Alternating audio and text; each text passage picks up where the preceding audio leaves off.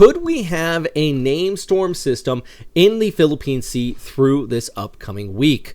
Well, the answer is more than likely yes. Now, the big question is how strong and what exactly will the impacts be? I'm meteorologist Robert Spedit. Let's talk about this out here. Now, what you're seeing right now is the GFS for about next Thursday and into Friday, showing a named storm system off the east coast of Mindanao. Now, the area in question is this tropical wave towards the south of Guam, still back here well towards the east, and not completely organized. And when we don't have a defined low-level circulation just yet, it still leads to some questions. But you can see right in here, it does look like it is starting to kind of get its act together. In fact, we'll zoom in on the satellite imagery, see what I'm talking about. Here, just towards the south and west of Guam, kind of got that broad low-level rotation starting to pick up there. It's not a defined low just yet, but maybe if we give this another 24 hours, it gets that tighter circulation, we could see a tropical depression as this moves off towards the west. Now, as long as it stays south of our shear line, that is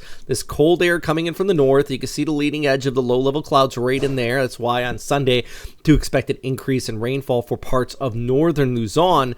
As long as it stays south of that and it avoids that shear, this could start to wrap up. But I think in any scenario here, even if this does develop into a broad low pressure area or even a tighter low, you still have that pressure gradient due to the interaction with that incoming high from the north. That is going to create those gusty conditions up and down the east coast of the Philippines, from Luzon towards Visayas.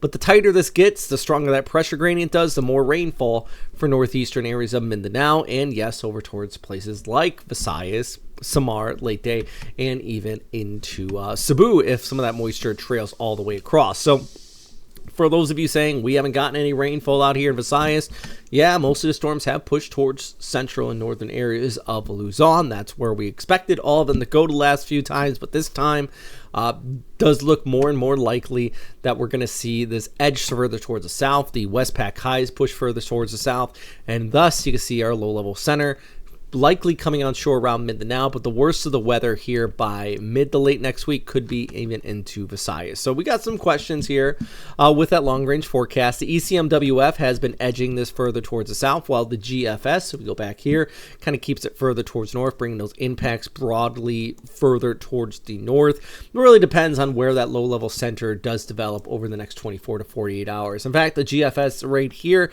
you can see it almost kind of keeps it right in there and deepens this low over next Thursday and on the Friday, coming on shore as a tropical storm. Still got some questions on that. Like I said, it really just depends on where exactly this develops and how far south our shear line kind of edges over the upcoming days. But I think the key thing we can all kind of agree on is an increase in rainfall for Yap, Palau for sure. It's also basically this moisture flow that's going to be skirting its way in from the north and east, increasing our showers across eastern areas of Visayas, Samar, Leyte, down towards northeastern Mindanao and in northeastern Luzon. But the heaviest of that precip definitely going to be kicking up here for northeastern Mindanao, southeastern Visayas, where you could be looking at some pretty decent flooding if that moisture and kind of that training effect does start to take place. So if I was here in Tacloban, Siargao, I would be getting ready for a messy few days coming up here.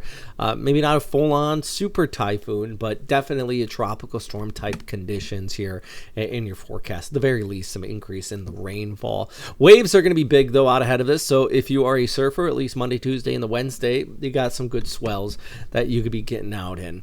All right, so how about for now, here on our Monday? Well, we still have the easterlies increasing showers for parts of Cagayan de Oro, looking off towards Siargao, Tacloban, and maybe even into Cebu, the east coast of Cebu. Western areas of the island, you're probably going to stay dry.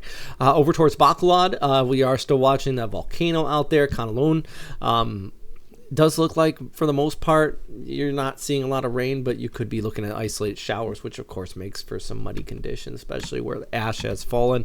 And isolated showers still possible in northeastern Luzon as our northeast monsoon continues to set up here with that next shear line, especially pushing in from the north. Chargal, though, scattered showers in your forecast, but by late week, this all could start to pick up and become a bit more scattered out here for our friends.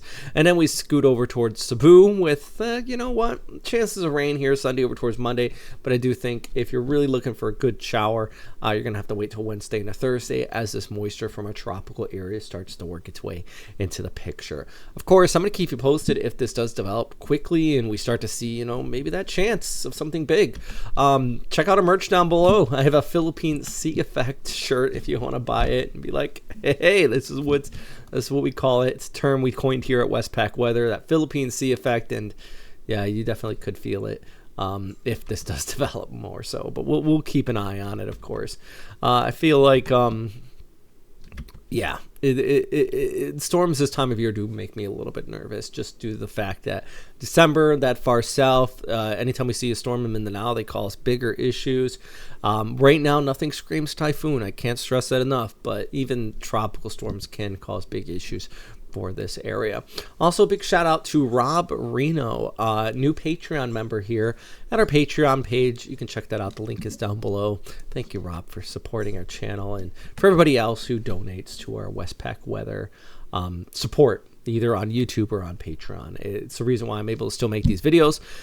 For example, yesterday I did mention that I had some issues with our fancy graphics here from Metro Weather's Weatherscape. I was able to fix that and able to present a nice visual for you guys to kind of look at here when we're talking about these tropical systems.